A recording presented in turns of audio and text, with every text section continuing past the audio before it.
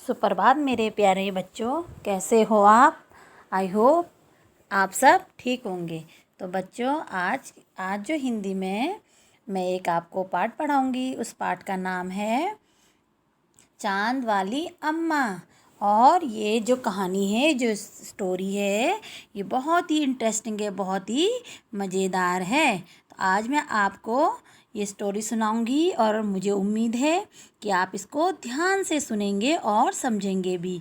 और बच्चों, ये जो कहानी है, ये जो स्टोरी है, ये देखो, इस कहानी का नाम है चांद वाली अम्मा। अम्मा मतलब होता है माता, चांद यानी कि मून।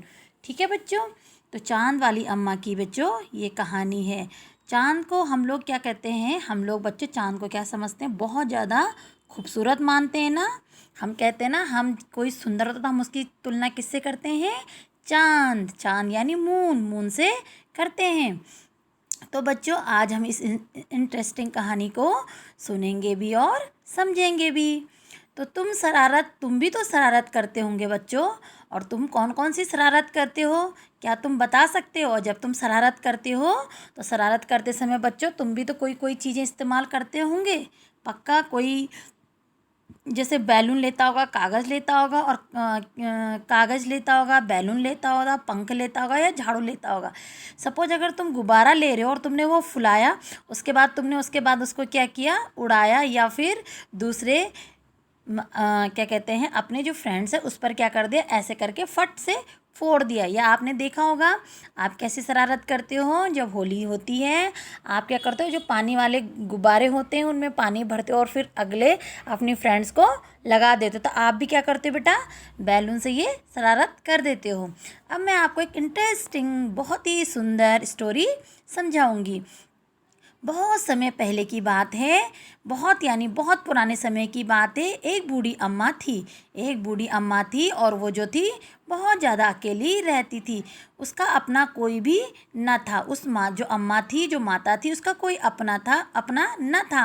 वो घर का काम काज सारा अपने आप ही करती थी। और सुबह उठकर कहाँ जाती थी, पानी लेने वो कुएं में जाकर पानी लाती थी, फिर खाना बनाती थी। उसके साथ वो क्या करती थी बच्चों, उसके साथ क्या करती थी वो सारा, अब उसके साथ साथ वो क्या करती थी, कई परेशानियां भी उठाती थी। वह रोज़ सुबह उठकर उस अपने घर में क्या करती थी बच्चों, झाड़ू लगाती थी। जब तक तो सब ठीक रहता, पर जैसे ही वह आंगन में, मतलब वो अपना काम तुरंत कर देती थी, लेकिन जैसे ही वो अपने आंगन में क्या लगाती थी, झाड़ू लगाने के लिए तैयार होती थी या झुकती थी, तभी क्या करता था, आसमान आकर उसकी कमर में टकराता था। जो आसमान था उसकी जो अम्मा थी उसके कमर में टकरा जाता था। अम्मा को गुस्सा आता था और उसे क्या करती थी, वो बहुत घूर घूर कर देखती थी। ठीक है। और फिर वो क्या कर जाता, जो आसमान था वो फिर थोड़ा हट जाता था। जब अम्मा उसको घूर के देखती थी तो आसमान थोड़ा हट जाता था। फिर वो क्या करता, वैसे ही जैसे ही वो जो अम्मा थी झुकती थी तो आसमान क्या करता था, फिर उसको दोबारा क्या करता था, दोबारा उसको टक्कर मारने लग जाता। और ये वो इस तरीके की हरकतें करता रहता था।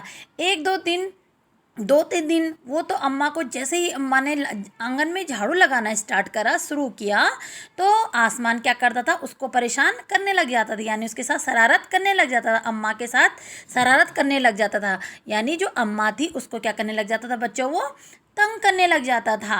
एक दिन कुएं पर पानी भरने को लेकर अम्मा का किसी और से भी झगड़ा हो गया। अब अम्मा को घर से तो वो परेशान हो ही रखी थी, और जैसे ही अम्मा पानी भरने के लिए कुएं में गई तो वहाँ भी उनकी क्या, एक के साथ थोड़ा झगड़ा हो गया।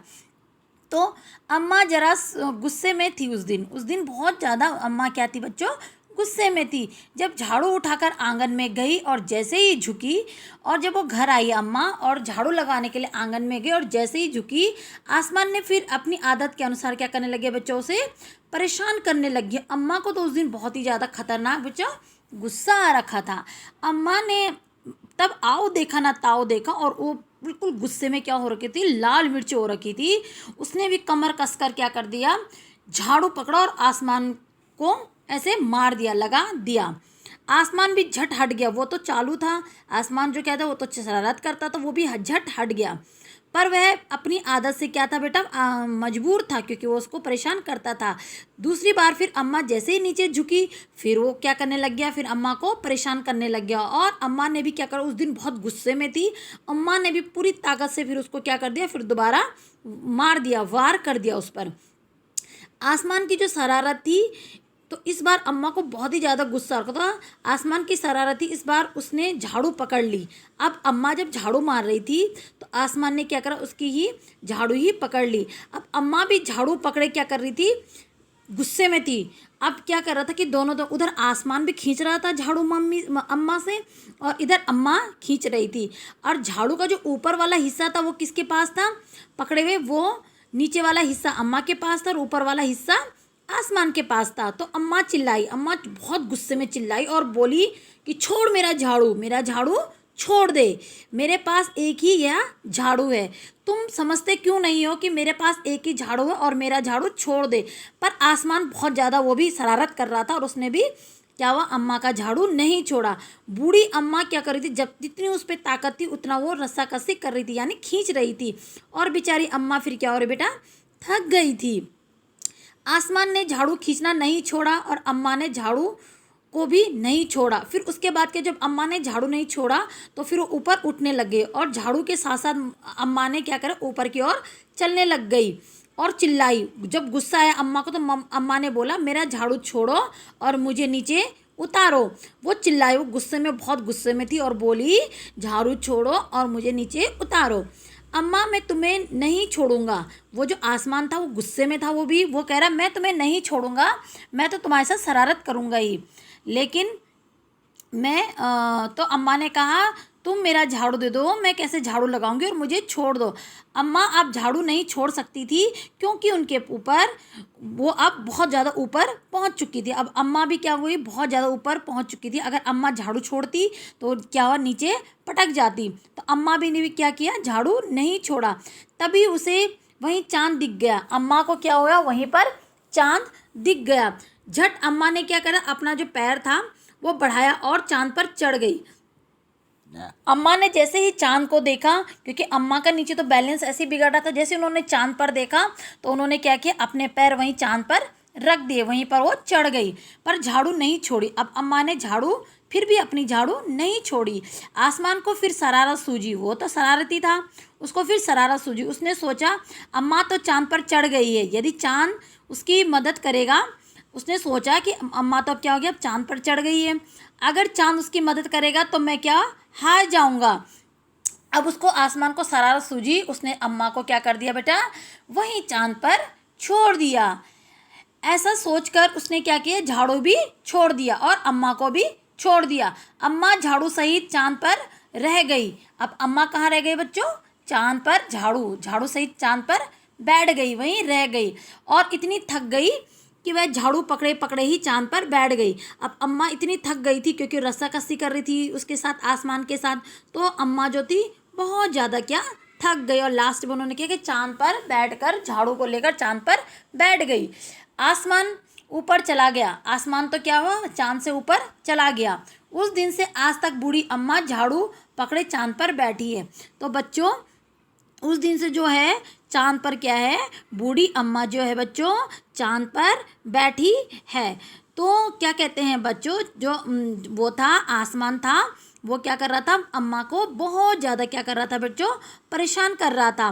तभी अम्मा ने क्या किया, तभी अम्मा ने उसके साथ ज़बरदस्ती करी, क्योंकि वो डेली जब भी अम्मा बच्चों आंगन में झाड़ू मारती थी तो कभी अम्मा को इधर परेशान करता था और कभी उधर परेशान करता था।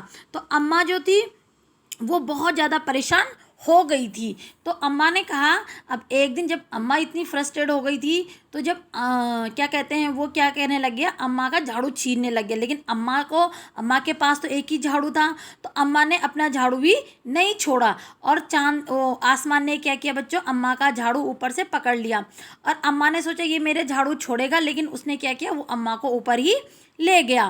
तो इस तरह से अम्मा क्या थी बच्चों, बहुत ज़्यादा क्या हो गई थी, परेशान हो गई थी। परेशान होने के कारण क्या किया, उसने कहा आज जो होगा देखा जाएगा। तो बच्चों कैसी लगी आपको ये कहानी, चांद वाली अम्मा? मुझे उम्मीद है कि आप लोगों को ये जो कहानी है बहुत ही पसंद आई होगी। ठीक है बच्चों, तो आप ये जो कहानी है इसको ध्यानपूर्वक सुनना, और फिर मैं इससे जो क्वेश्चन है, इससे जो प्रश्न है, इससे जो पर्सनल क्वेश्चन रिलेटेड होंगे जो भी वो हम डिस्कस करेंगे। कल अब मैं क्लास में आपसे इसमें डिस्कस करूँगी, और मुझे उम्मीद है कि आप इसे बहुत ध्यान से सुनेंगे।